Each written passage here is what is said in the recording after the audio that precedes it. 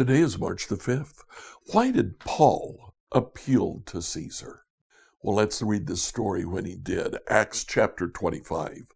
3 days after Festus had arrived in the province, he went up from Caesarea to Jerusalem, where the chief priests and the leaders of the Jews gave him a report against Paul. They appealed to him and requested, as a favor to them against Paul, to have him transferred to Jerusalem. They were, in fact, planning an ambush to kill him along the way. Festus replied that Paul was being kept at Caesarea and that he himself intended to go there shortly. So he said, "Let those of you who have the authority come down with me.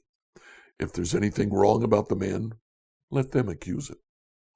After he had stayed among them not more than 8 or 10 days, he went down to Caesarea. The next day, he took his seat on the tribunal and ordered Paul to be brought.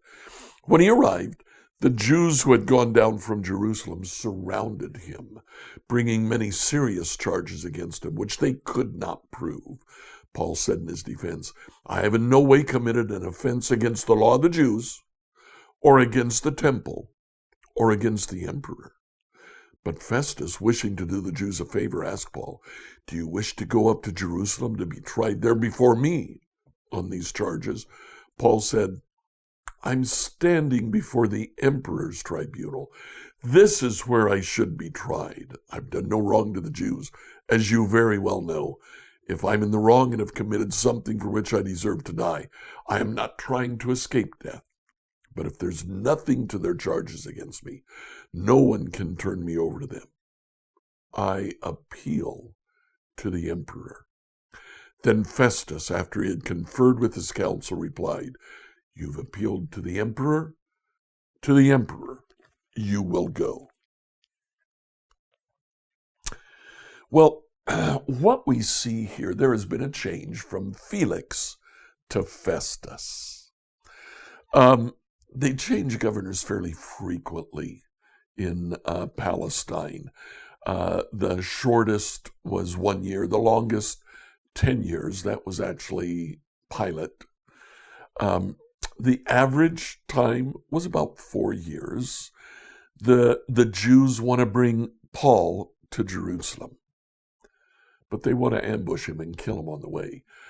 I would imagine that Festus was aware of their plan to ambush and kill Paul on the way while he was in Jerusalem before, which is why he was sent to Caesarea to be held in prison.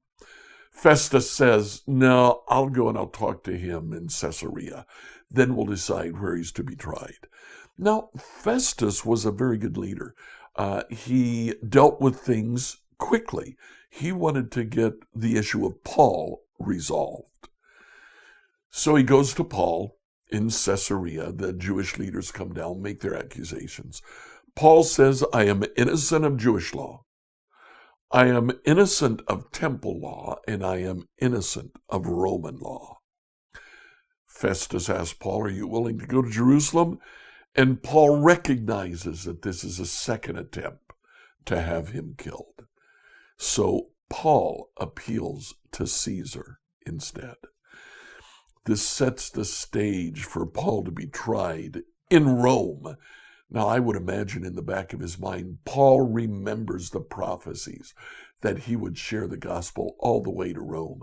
And this was a handy way for him to get to Rome. Caesar, in those days, would have been Nero. But in the first 10 years of Nero's reign, he was actually a fairly decent Caesar.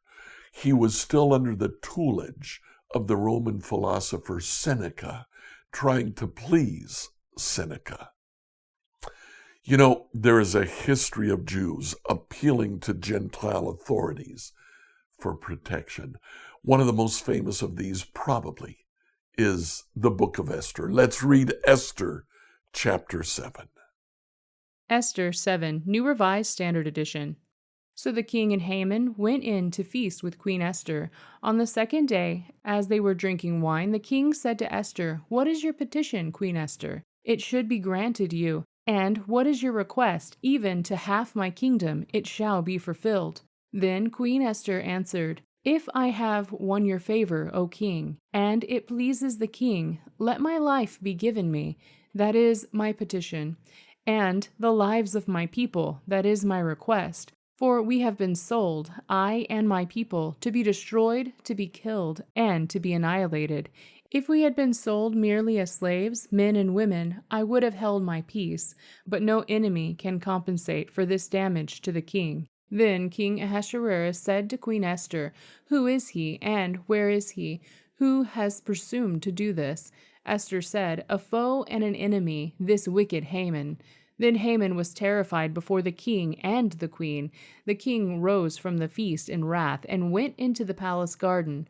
But Haman stayed to beg his life from Queen Esther, for he saw that the king had determined to destroy him. When the king returned from the palace garden to the banquet hall, Haman had thrown himself on the couch where Esther was reclining, and the king said, Will he even violate the queen in my presence, in my own house? As the words left the mouth of the king, they covered Haman's face.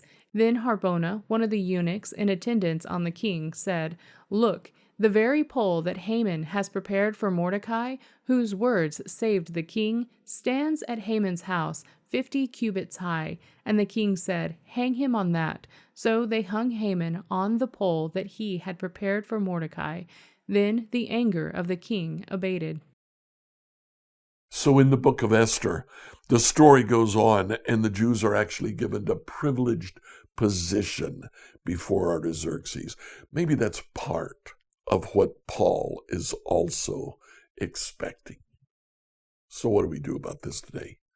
Well, there are times when we, even as Christians, should take advantages of the law of the country that we live in, when it's appropriate for us and not contrary to Scripture for us to do so.